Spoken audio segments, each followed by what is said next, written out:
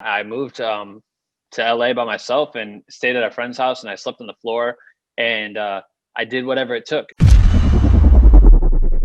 How do you think, what were the cornerstones of your path from let's say from the beginning, from when you started as a freelancer, right back home, all the way to doing Coachella and these NFL things? Like, what do you think are the kind of cornerstone moments that kind of changed or helped you to build up you as a creative the way you are right today? That's a good question. I think for me, I mean, going back to from the middle of I'm from Iowa, which is maybe 5 hours from Chicago. It's a corn state, surrounded by corn, small college town.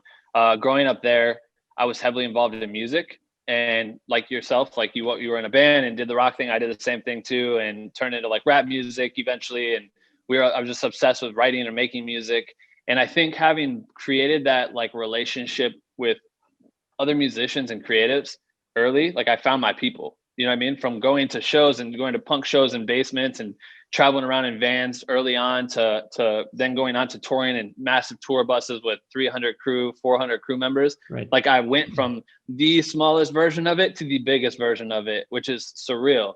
And so having done that early, I was able to adjust and understand what I was doing and what I wanted to do and how I could bond with people. And I think the building relationships piece was the biggest impact that I got in every step of the way, because being able to learn how to rely on people and how to trust people and how to co-create with people and collaborate, like being able to learn that early on helped me as I continue to make new friends when I moved to Los Angeles, and I was able to get into a room and suggest myself and find ways to insert myself into other people's projects without overstepping my bounds. You know what I mean? Like, Right. I think that just being around like-minded people and finding people that you can trust and lean into is one of the most prominent things. But and it turns into networking. Like, I think that that's always it. But I think that if you're talking about literal moments, like literal moments in my life, I think having done the music part of it, it went to like, you know, being in the basement to recording music,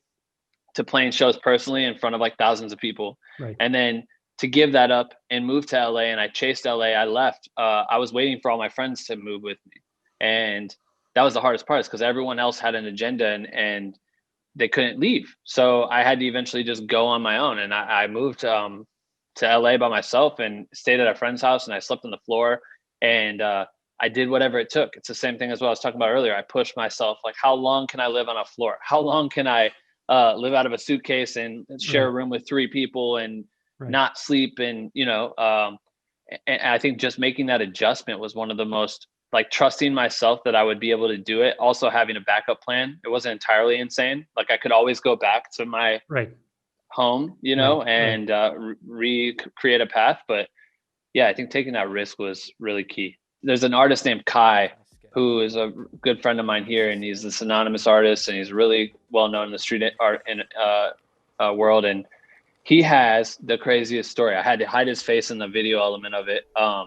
And to hear his story, to want to be a true artist and find his own art and have so many naysayers like try to stop him. He went to one of the best art schools in France, and the art teachers are literally like, you're not going to make it. Like, this is not the classes that you need to be in. Like, you're not going to make it.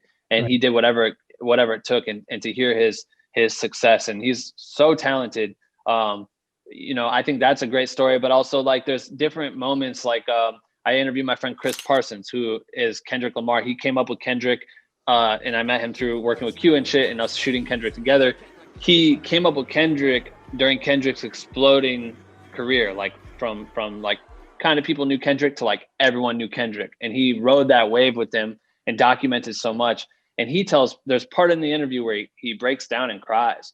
And he tells the story of hitting absolute rock bottom and having just like, he sent a prayer out and thought it was over with, and he lost everything. He had nothing left. He had enough money to fly back home and come home to be a failure. And then he got a phone call, and it was Kendrik Lamar, and it was, you're coming on tour with me. And it was insane to hear that moment and to see how real it was for him. And I think that there's so many stories like that, and so many people really, really care about like having left their mark, and to hear how important it is for their mark to mean something to someone else, to understand that it is possible, that we all have been in those situations where shit is trash, Right. and you can climb out of that trash can, you know? Right. I don't know. Yeah, it's tough. It's tough to really pinpoint them, but there's a lot of amazing ones. Those are just two that stick out to me right now. There's some really good ones.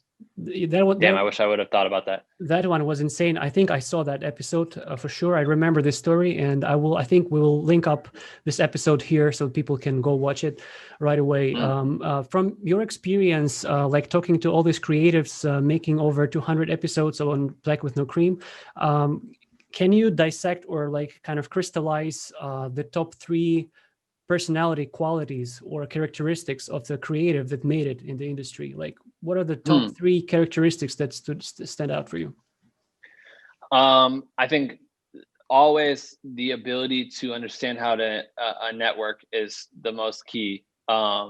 Being personable and understanding how to be human too. And 3, let me change that. First should be talent. The talent is always, that's number 1, right? And then second is the ability to learn how to connect dots and how to build opportunity and be able to tie things together and bring that together. And then third, I think, is just being a good person. Like I always just like, first and foremost, before any of that shit, I always want to just make sure I'm a good person and I'm trying to do right by everybody. And I try to serve everybody. And we'll do this podcast. And right after, I'm calling some mom hit me up and said that her like 11 or 8-year-old kid loves my videos and it's his birthday. So I'm like, cool, let's hop on Zoom. Let me get him amped up, you know? And I just always want to help people. And I think that's why I started Black with No Cream, is that. And I think that I see that in a lot of other creatives. And it's like, there's some people out here that just really want it to be about them. They really want it to be about their success and they're the shit. And that's all that matters. And they don't really do anything above and beyond just being that.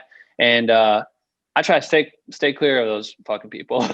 Right. I've been around too many of them, and they drag you down. They fuck up your mentality, and I've experienced that a lot in the beginning, and now it's just like I'm like, oh, you're like that, cool, I'm out of here, and then it's done. Like I don't think about it anymore, and it's fucking great. But so many people are afraid to walk away from the situation.